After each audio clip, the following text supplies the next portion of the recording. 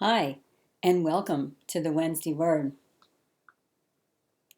There's a story about a young man that learns what's most important in life from the guy next door.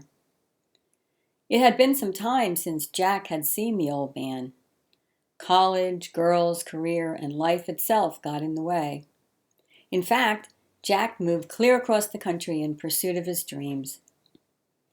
There, in the rush of his busy life, Jack had little time to think about the past, and often no time to spend with his wife and son. He was working on his future, and nothing could stop him.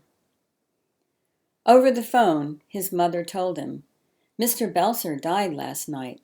The funeral is Wednesday." Memories flashed through his mind like an old newsreel as he sat quietly remembering his childhood days.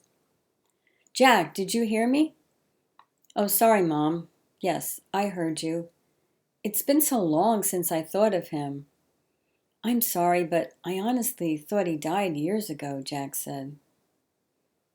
"Well, he didn't forget you. Every time I saw him, he'd ask how you were doing. He'd reminisce about the many days you spent over on his side of the fence, as he put it," Mom told him. "I love that old house he lived in," Jack said. "You know, Jack, after your father died, Mr. Belzer stopped in to make sure you had a man's influence in your life," she said. "He's the one who taught me carpentry," he said. "I wouldn't be in this business if it weren't for him. He spent a lot of time teaching me things he thought were important."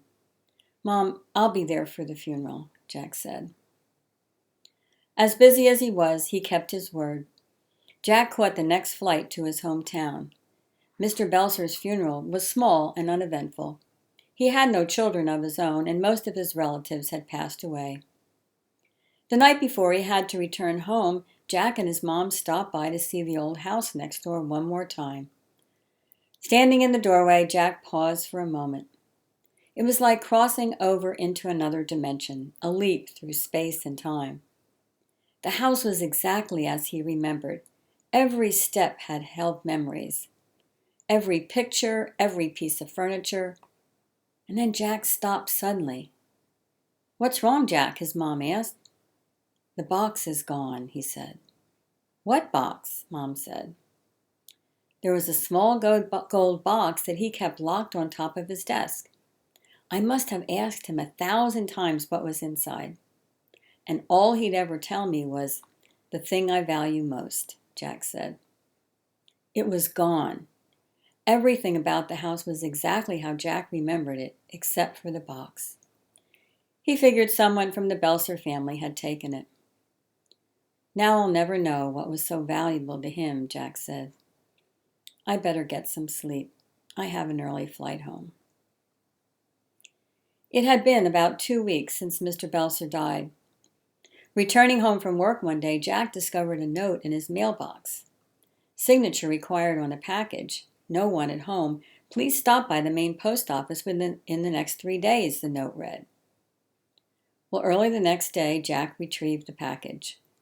The small box was old and looked like it had been mailed 100 years ago. The handwriting was difficult to read, but the return address caught his attention.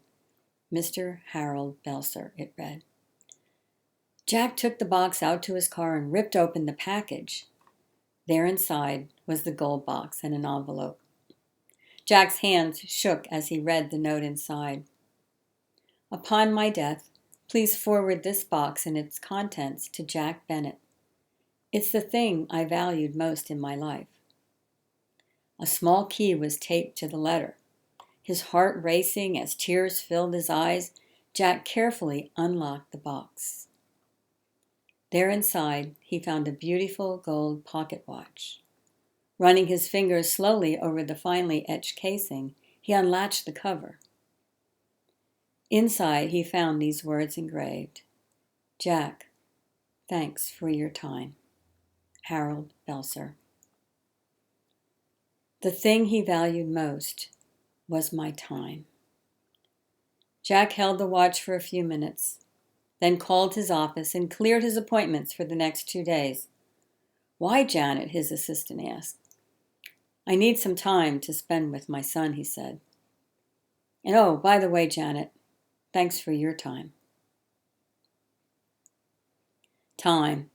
If there's anything this pandemic has taught us, it's that time with our loved ones is so very precious.